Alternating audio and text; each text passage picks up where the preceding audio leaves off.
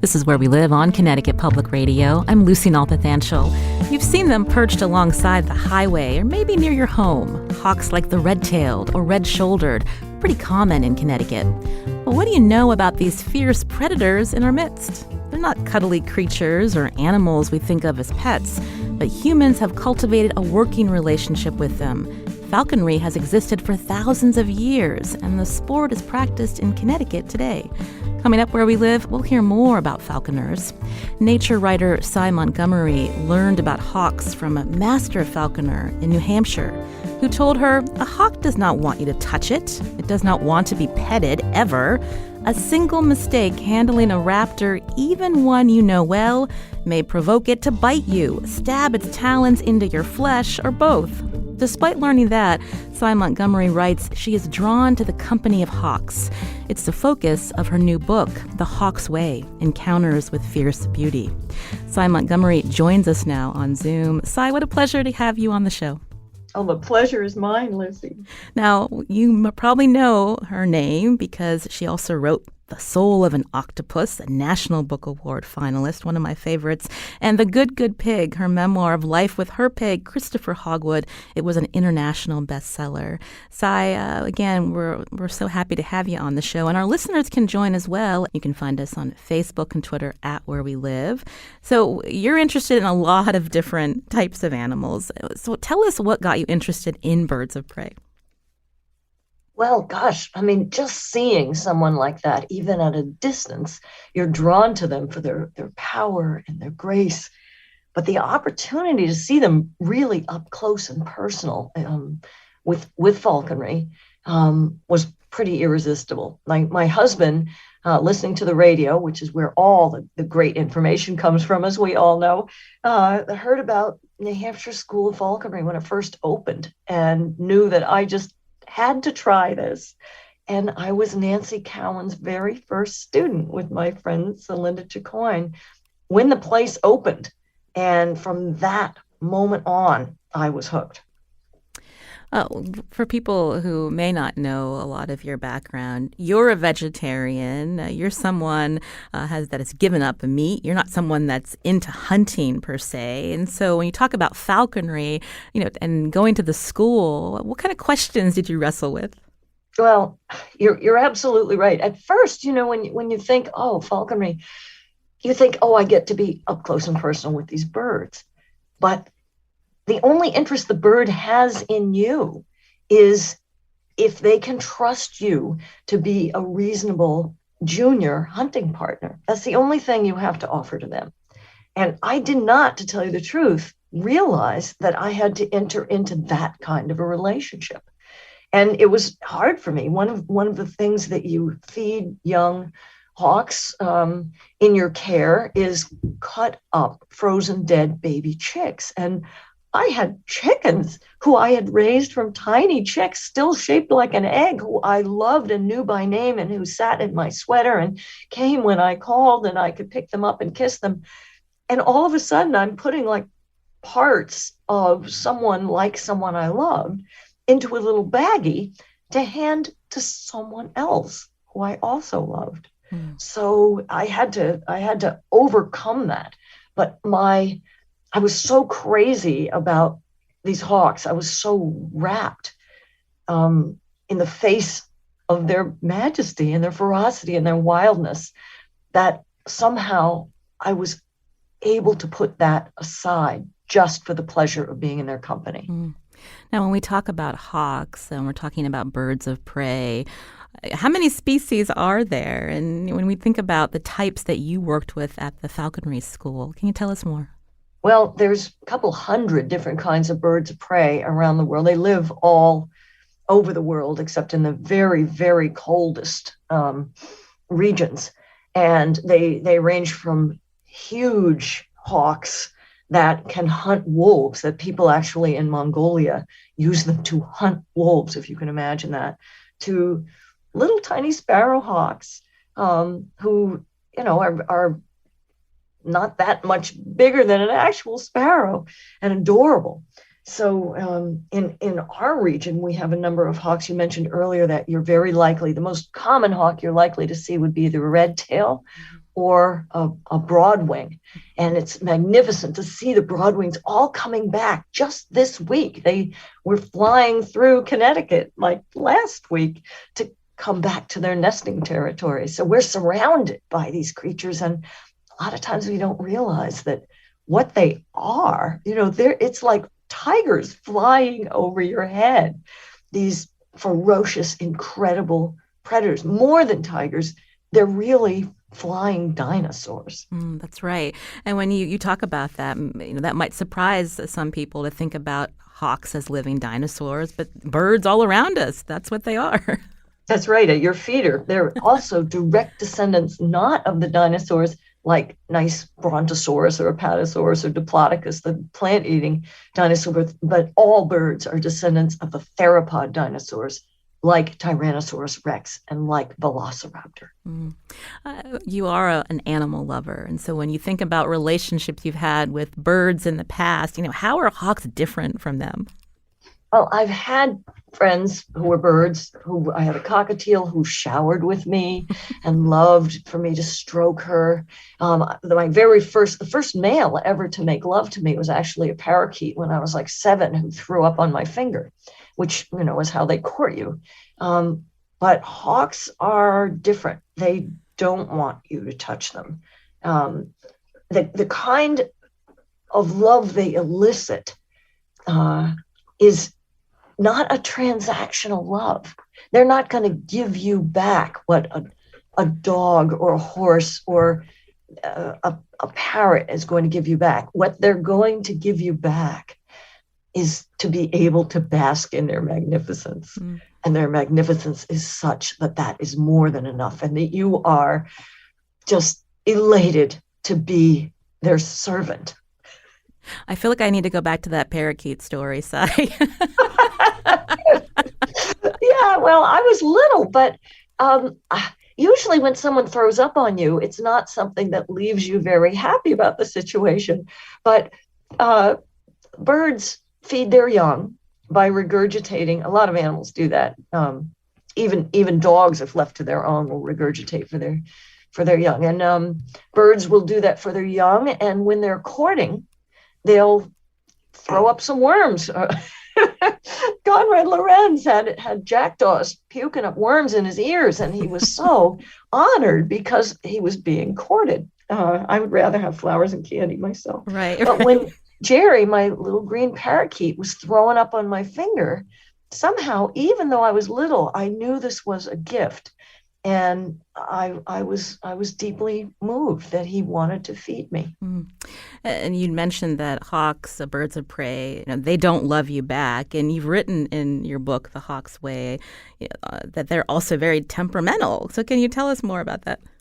Yeah, because one look at their sharp beaks and their curved obsidian talons, and you see this is a bird that could hurt you. And if they feel threatened or even just annoyed, they don't hesitate to punish you for messing something up. So you just don't mess up, not just because you don't want to be hurt, despite the fact that they're so powerful and gifted with, amazing senses that we don't have. Their powers of sight are incredible. Their speed, the fastest creature in the world is the peregrine falcon that can stoop and dive at 240 miles an hour. Despite all of this, or maybe even to facilitate all of this, they're really made of air, and they are in some ways quite delicate.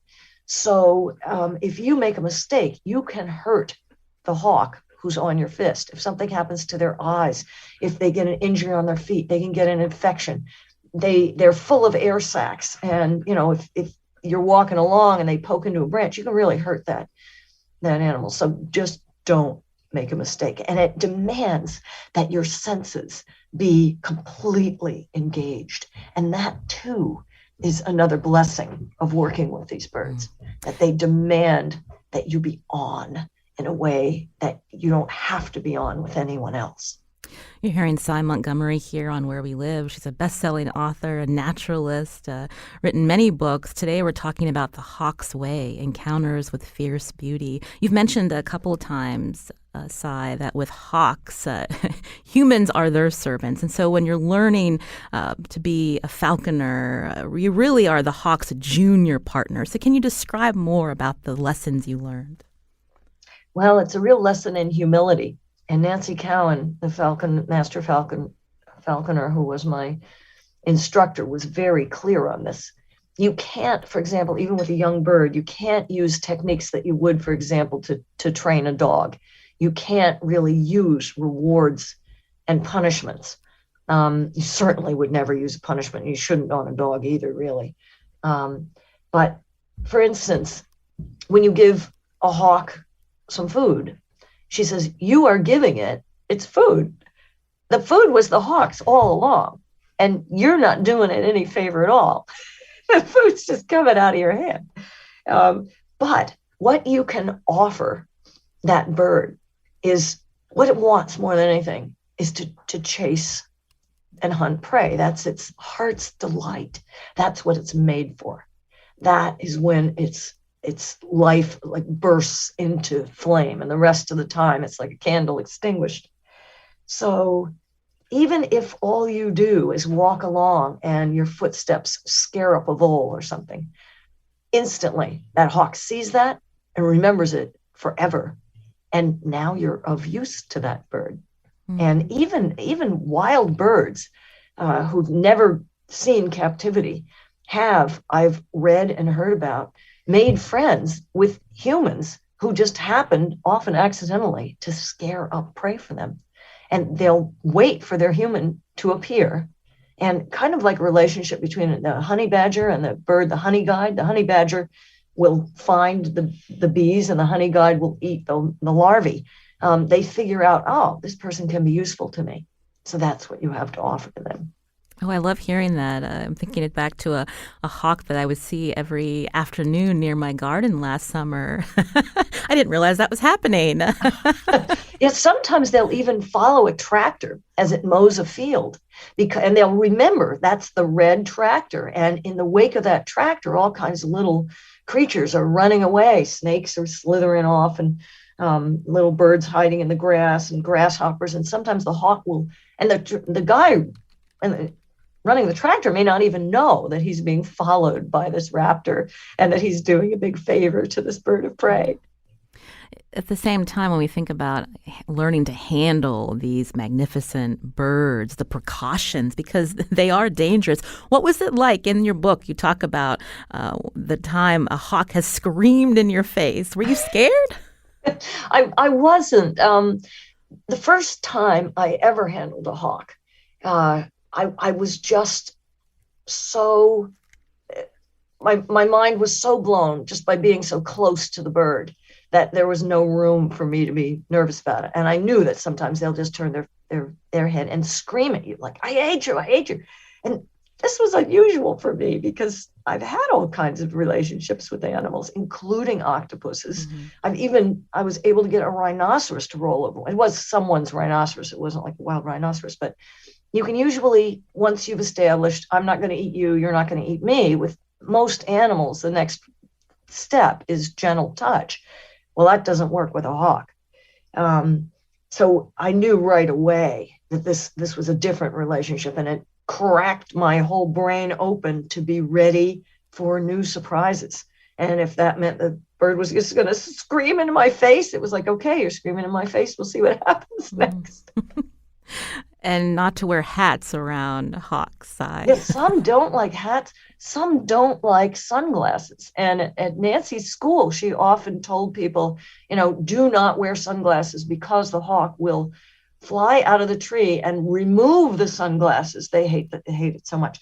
One time I was with a hawk who I knew well, but I attended an event that Nancy was holding, and I was wearing a skirt. Well, the hawk had never seen me wearing a skirt, and I wear long skirts, and the hawk thought my legs had disappeared and did not approve of this fashion choice and shrieked at me like I was trying to butcher her.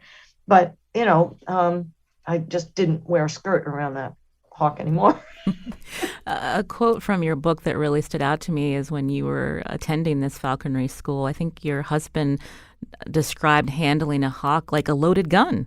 Yes, and that's one reason why I did not become Nancy's actual apprentice, which she generously asked me to do, because I travel a lot and sometimes I'm gone for months to some jungle or desert or cloud forest. And, if you're an apprentice, you have to capture a wild red tail, hawk of the year, bird of the year, and house that bird in an aviary called Muse and care for that bird. And if I was ever gone, who was going to do it? Well, it wasn't going to be my husband.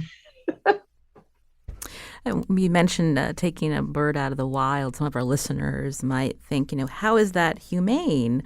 But there was a statistic I think you shared in your book when we think about how many wild hawks actually die in their first year, Sy. Yes, it's in fact, I totally shared many listeners' concerns. How could I take a hawk out of the wild?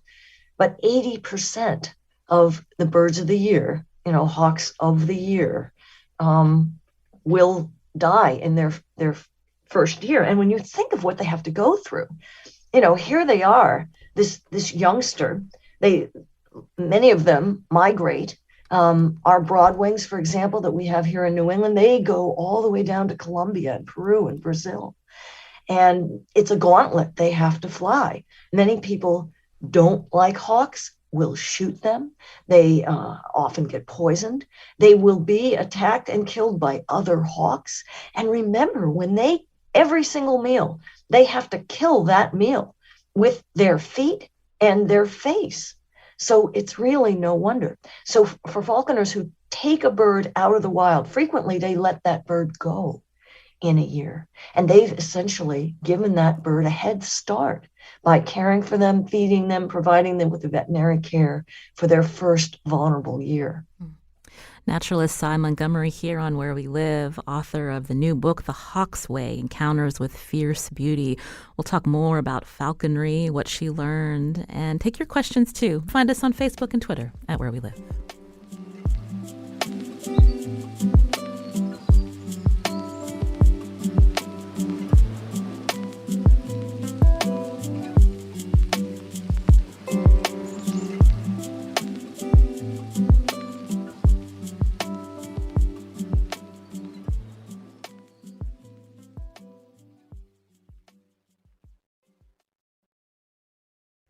This is Where We Live on Connecticut Public Radio. I'm Lucy Nalpathanchel. Naturalist Sy Montgomery has spent time with many animals over the years, learning and writing about them. Experiences from Borneo to Costa Rica to her home in New Hampshire. It was in her home state where she had the chance to learn from master falconer Nancy Cowan about hawks. She and Nancy would go on to be friends for more than 30 years. Sy writes about her experiences with hawks. She describes it as a deep love affair in her new book, The Hawk's Way, Encounters with Fierce Beauty. You can join us, 888-720-9677, or find us on Facebook and Twitter at Where We Live. Sy, tell us about Jazz the Harris hawk. Oh, Jazz was the first hawk I ever held on my hand. And I just, when Nancy passed her from her gloved hand to mine, I've never seen such a beautiful bird. The eyes in particular, I mean, the feet, they're so strong and so beautiful and tipped in those curved, killing claws.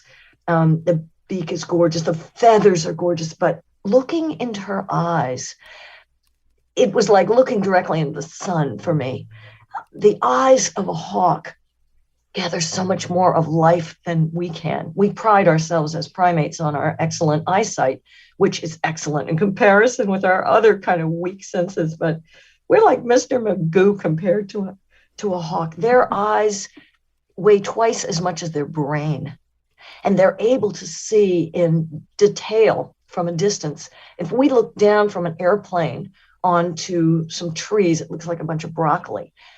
They can be hundreds of feet, even thousands of feet in the air, and can see for a distance of 2 miles. And they can see in detail that every single leaf, they can see every outline and colors that we can't even imagine. And they see quickly. We see a hummingbird's wing as a blur. They see each individual wing beat. And when you look into the face of a hawk, whose eyes are inches from your face, you're very aware of that life force that they are taking in so much visually. They are alive in a way that we aren't. And to be able to touch that life, to be close to that life, is just transforming. Mm-hmm. You write about that time she perched on your glove. Can you read a portion from your book, The Hawk's Way? Oh, glad to. On my hand, I hold a waterfall, an eclipse, a lightning storm. No, more than that. Jazz is wildness itself, vividly, almost blindingly alive in a way we humans may never experience. This is one reason I've always been drawn to animals. Their sharpened senses give them a fuller experience of the world. Largely oblivious to the symphony of sense, humans experience only a small part of life. We hear but a sliver of the range of the world's voices and have evolved to depend on vision most of all. But although we live through our eyes, birds do so to an even greater degree. Birds' eyes gather more of life than ours do. Perhaps this is why I could feel jazz so purely, densely full of life, filling up the moment, here, now, and nothing else. The Buddhists say there really is nothing else, because now is timeless. Now is everything. Perhaps because of this, jazz seems more immediately alive than any human I have ever known. To be in the gripping gaze of that bird is like looking directly into the sun. The class is a transforming experience. I'm hungry for more. Again, that's naturalist Sy Montgomery here on Where We Live, reading from her book, The Hawk's Way, Encounters with Fierce Beauty. You write in the book that you longed for this connection with birds of prey, and you can hear in that excerpt what it meant to you for jazz to perch on your glove, to see its eyes on you. You also write about something called yarrick. Can you explain that? Yeah, yarrick is a word that falconers know. No one's absolutely sure where it came from, but it describes a hawk's burning desire to hunt and chase. And when the bird is in yarrick, that is the only thing that will satisfy it. And if that yearning is not satisfied, even a bird who's you've worked with for a long time will attack. And Nancy experienced that with a bird who she loved and had raised from a chick. And what had happened was she'd gone out with this bird, Indy, and they'd gone hunting together. And Indy had experienced the joy, the fulfillment, the excitement of having their yarrick honored with a hunt. And then abruptly, she couldn't go hunting anymore. It may have been like a weather thing. Winter came on. It was very frustrating to the bird. And then one day, Indy attacked her. And she couldn't figure out what was going on. But when she spoke to an even more experienced falconer, he said it sounded like a buildup of yarrick. And for me, this is something so foreign to anything I've ever felt. I do not want to hunt anything. My mother, I don't have anything against hunting. I know cheetahs and wild dogs and lions and all kinds of creatures have to hunt. My mother hunted. She hunted squirrels. She had to eat when she was growing up in Arkansas. But I have no desire to chase after something and take its life when I can just eat a nice piece of broccoli. But I could feel these hawks in yarrick. And this is like savagery bereft of all evil. It was just pure wildness. And all of a sudden, I could feel and appreciate that kind of wildness and their desire became my own. I wanted that bird to be able to catch some prey, and I wanted to be able to be of help. Your book, again, talks about learning from a master falconer, and that got us thinking about falconers here in our state. Joining us now on the phone is Laurie Fortin, who's a wildlife biologist for the state of Connecticut's Department of Energy and Environmental Protection. Laurie, welcome to the show. Thank you, Lucy. So when we think about falconry today in Connecticut, can you describe the community of falconers in our state and how they become a falconer? We started our program in 2005. Connecticut was actually one of the last states to pass a law that allowed falconry. And since then, we've had a very small but very tight-knit group of people. Around 15 people are usually licensed each year to practice falconry. Some are active and some, take breaks here and there, but certainly they're all in touch with one another and support each other's activities. And to become a falconer is, quite a commitment. So the person who is applying would need to have a hunting license. They would go through a class, even though they themselves are not physically hunting, their bird is hunting. So that is a requirement. They also need to find a sponsor, like Sy was describing. Nancy would have acted as a sponsor for her. They need to have someone who's a master general class falconer who can show them the ropes and teach them all the things they need to know. That sponsor will generally help them with their exam, which they need to pass. So we administer that through the state of Connecticut. And they would need to build the appropriate housing or mews that Sy mentioned as well, and have the appropriate equipment to manage their birds. So that would be inspected by our agency. And what birds? And so all of those. What birds are falconers in Connecticut allowed to take from the wild for this sport? So as an apprentice, the only bird they can take from the wild is a red-tailed hawk, and that is their only choice. There is no option to buy a bird or receive a bird. They must capture a wild young bird and train that bird. And so, again, there's a lot of training, but also permits to be allowed to legally own a bird of prey, Laurie? Yeah, so the states administer the program, but it's actually a national program. So there are federal laws and regulations that they must adhere to. And being the permitting coordinator, I would make sure that all those requirements are met prior to someone becoming authorized. And in Connecticut, it's very rigorous, a little more so than some of the other states, because we had more time, I guess, to learn from other states. And here in Connecticut, you cannot own or possess a bird that is endangered, threatened, or of special concern here in Connecticut. So we have some restrictions, and we also require that people moving from an apprentice class into a higher class called the general falconry class would have to take a test again. So there's a written exam, and there's also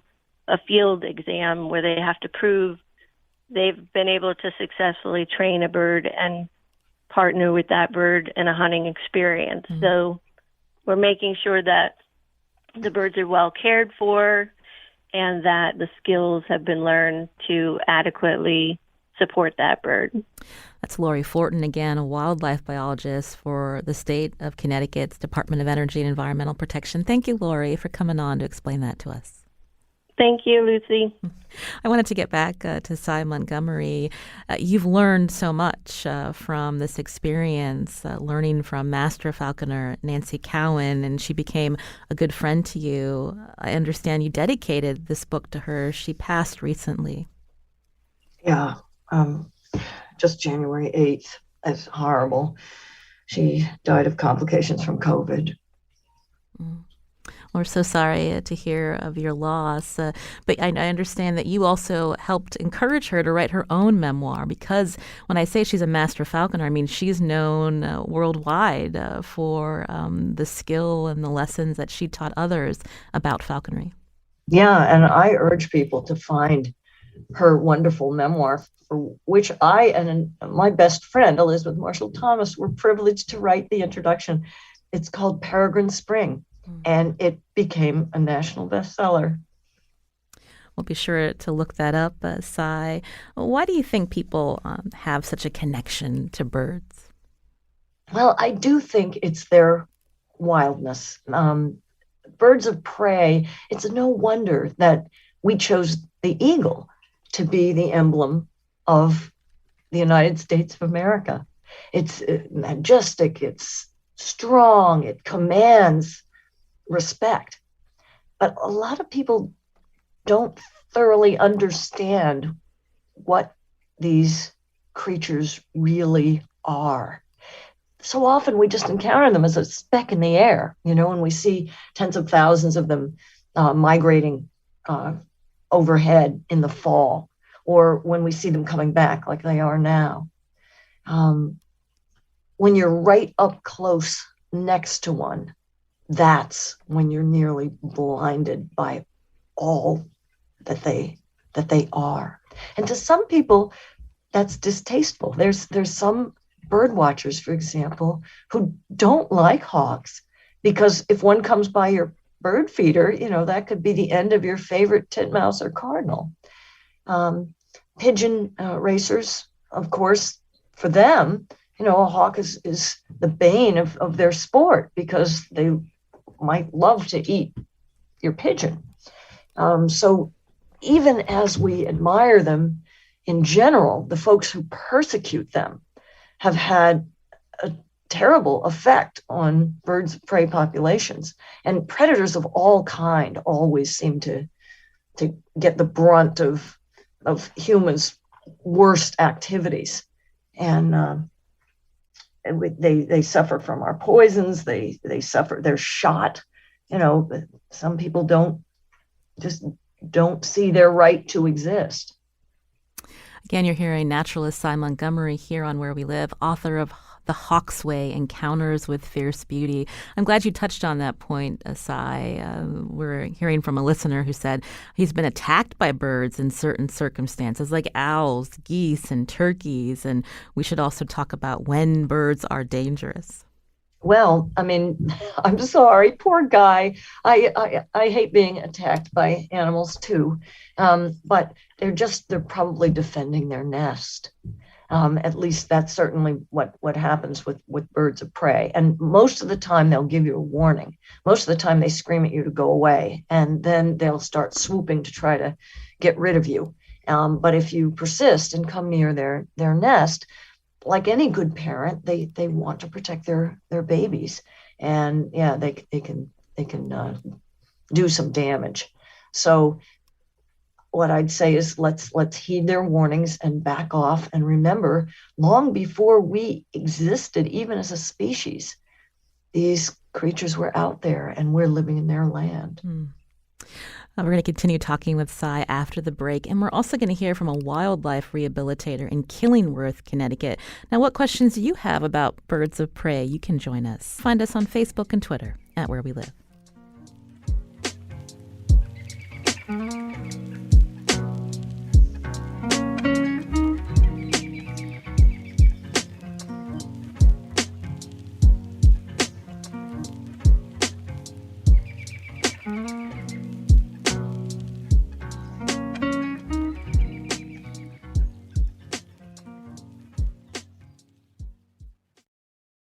This is Where We Live on Connecticut Public Radio. I'm Lucy Nalpathanchel. Today we're talking about birds of prey. Now, my guest is on Zoom today, Sy Montgomery, author of The Hawk's Way, Encounters with Fierce Beauty. We wanted to check in with a local organization that focuses on educating the public about these magnificent birds. Joining us now is Christine Cummings, executive director and founder of A Place Called Hope. That's in Killingworth, Connecticut. She's a licensed wildlife rehabilitator, and she also cares for injured endangered, orphaned, sick, or non-releasable birds of prey. Christine, welcome to the show. Yes, hi. Thank you so much for having me today. And I have to say, I am so inspired to read Sy's book. Well, the work that you and your husband do is very inspiring. I understand you started back in 2007. What drew you to birds of prey, Christine? Oh, well, like Sy was describing, it's that first encounter that had me. I had, of course, always had a fascination with wild birds of all kinds, wild animals of all kinds. But the first time I ever got to see a bird of prey up close and personal was during an intro to wildlife rehabilitation class. And the person that was teaching the class actually ran a center similar to mine. And she brought a different bird species to each one of the 4 classes. And I do believe it was a red-tailed hawk that I met eyes with, and that magnetic pull, that bird just pulled straight into my soul. And I was more present than I had ever been before in my entire life. There was no denying that I was 100% connected with that bird. The fascination, of course, just grew from there. And my husband also shares in this. He also took the course, and he's a wildlife photographer. So for him, this was just a bonus because his fascination with these birds goes way back to his childhood. You can see some of his amazing photos on your Facebook page. Just look up a place called Hope. And, I find your feed to be really informative about not only the work that you're doing rehabilitating these birds, but, our impact, human impact on them. Can you talk about how they become injured and, how you're able to work with them? Absolutely. So in our experience, since we began, we actually started as wildlife rehabilitators in the state in 2005 and founded a place called Hope in 2007. And of course, our specialty are for primarily birds of prey. What we are learning over all of these years is that 98% of the injuries that we see have something to do with humans or mankind. Conflicts with us humans. And these conflicts, of course, can range anywhere from the number one injury, which of course would be vehicle collisions, to anything from, let's say, window strikes or garbage entanglements, which would, of course, include fishing line, kite string, balloon ribbon, 6-pack ring holders, netting. You kind of get the idea.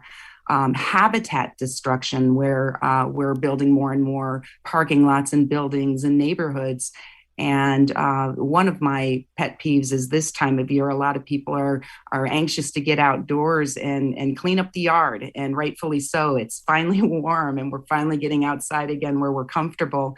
But when you cut down dead trees, you have to always consider that those dead hollow trees may be homes to many different wild animals. So we see a lot of nest destruction that way. There are more and more situations where birds are also becoming poisoned in our environment, whether it's from lead toxicity to secondary poisoning from rodenticides or pesticides. We're seeing an increase in all of that. And then, of course, in the spring, which this time of year, we've got lots of baby birds, from songbirds to eagles. And if these babies come out of their nests and people find them and they're unable to fly, a lot of people will, with good intention, pick them up and remove them from their natural situation, which, of course, it really depends on the stage and the age of those babies, whether or not they need help. You must field so many calls. So for people who are listening now who say, oh, I have seen a baby bird, I didn't know what to do, you're saying leave it there? Well, the best way to deal with a situation like that is to stand back and observe, see if the parents are still actively caring for that bird, take a photograph of the bird, and reach out to a federally permitted wildlife rehabilitator close to you. The way you find rehabilitators in the state of Connecticut is, of course, through the Department of Environmental and Energy Protection on their website. You go under dealing with distressed wildlife. And there is a beautiful map of our state with each rehabilitator listed according to the town they live in and the animal species they care for. So you can cut a lot of time down from calling all over the world looking for help by having that map pulled up and memorized, or know who's close to you before you even face a distress call. But what we do is we ask people to text us photographs. These phones today are just fantastic for helping us, because if we can see the bird they're talking about, then we can have a better educated guess as to what might be happening. So most of the time with a nest fallen baby, it's a baby that can't pick itself up. Its eyes might still be closed. It doesn't have feathers. Those are babies that need help. But the ones that are actually hopping or fully feathered, eyes open, kind of mobile, those often, not always, but often don't need our assistance, because baby birds really go from up in the trees down to the ground to the sky. They have to build their muscles before they can fly. And the way they do that is by climbing around on the branches outside and away from their nest. And sometimes they miscalculate or misjudge, and they might fall to the ground.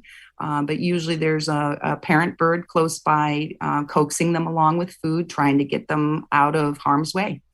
And if people are concerned about these birds, especially the babies, another point, keep your cats indoors.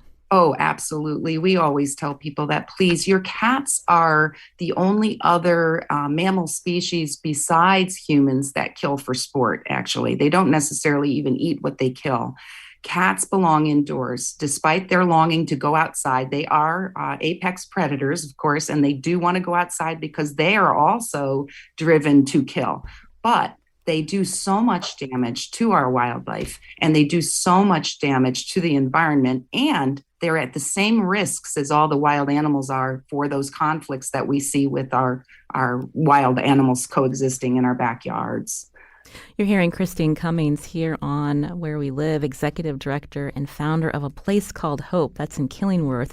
She's a licensed wildlife rehabilitator. You had mentioned rodenticide, and so I'm wondering if you can talk more about the secondary poisoning cases that you have seen. And, Yes. Is there any legislative action happening in Connecticut? Yeah, it's really interesting that you asked that. We actually, we've been posting a lot about the many cases coming into our center. For the last few years, we're seeing such an increase in secondary poisoning. And it was so much so that, our followers have been pretty outraged, and as we are ourselves, because these birds, by the time they get to us, there's nothing we can do. They're basically already actively dying. And it's a real sad thing to take care of, to watch and witness the process and, cradle these birds in arm when they are seizing and bleeding out from the secondary poisons that they've ingested. They're only out there doing their natural job to keep a balance in our ecosystem. And unfortunately, they are eating rodents that have been intentionally poisoned, because nobody wants to live with, of course, rats or mice in their own houses or buildings or structures. But what we're not taking into consideration when we're putting down poison, especially the anticoagulant rodenticide poisons, is that mouse or that rat is going to ingest that bait, and it's going to become poisonous itself. So for whatever predator, whether it's a bird of prey, a fox, a coyote, any animal, including dogs and cats, by the way, can eat that same poison by eating that mouse or the rat that's ingested the poison.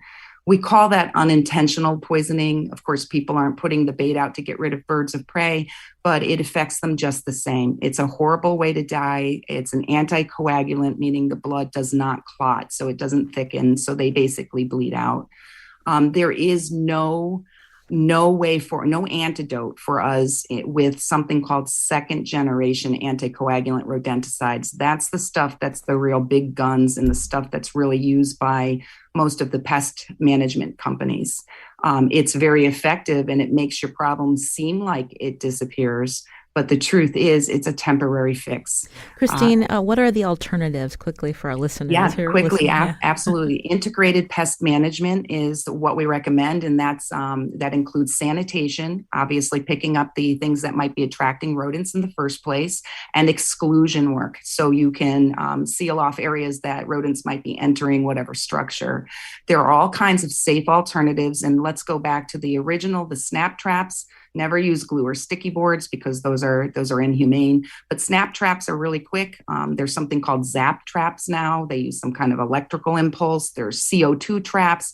Of course, there are live traps, but you have to check them a lot so you can make sure that you gather whatever live mice and relocate them somewhere else far away from the structure. There's all kinds of repellents. And nowadays, there's actually fertility control products, which I'm really excited about, because the more they're used, the more effective they're becoming. And it seems like it might be the next phase. In Connecticut, the push to ban these rodenticide poisons was unanimously supported by the Environmental Committee. And next session, 2023, we're going for a full state ban. Well, thank you, Christine, again, for outlining that for us. Before we run out of time, we've been talking with Sy Montgomery about the connection that she has with these birds, you as well. For the birds you're able to rehabilitate and release, can you describe that moment? Absolutely. Our biggest reward, of course, is to escort each bird home. That's our goal. Our mission is to bring them back to the environment in which they originated. So each bird goes back to where they came from so they can resume their natural life. Sometimes the rehab process can be anywhere from, let's say a couple days to many months. But the moment of release is a very quick segment in time, but it's the ultimate goal. So it's our biggest high. It's our biggest reward. And there's nothing quite like it. You can actually feel their energy change when you open that carrier door and that bird comes out and realizes that it's no longer captive. It's finally free to go back to where it started. And of course, being returned to where they came from, they usually know where they are right away and beeline, hightail it out of there. But for some of them, they'll go up to a tree and land on a branch and kind of look around and shake the human off, is what we call it. They kind of do a rouse where they fluff up all their feathers and put everything back in alignment, and then they'll take off. And most of them are probably on their way back to their partners, their mates, to explain where they've been for so long. Well, thank you, Christine, for your work. I know you have volunteers that help. You and your husband do educational programs around the state. Our listeners can learn more. Just look up their Facebook page, A Place Called Hope. That's in Killingworth, Connecticut. Christine, thank you for your time today. Thank you for having me. And I want to thank Sy Montgomery. Again, she's author of The Hawk's Way, Encounters with Fierce Beauty. I think you've hooked some people on hawks, Sy, with this book. We appreciate your time today on the show. Boy, well, I sure hope so. Thanks so much. I'm Lucy Nalpathanchel. Tess Terrible produced today's show. Our technical director is Kat Pastor. Have a great weekend.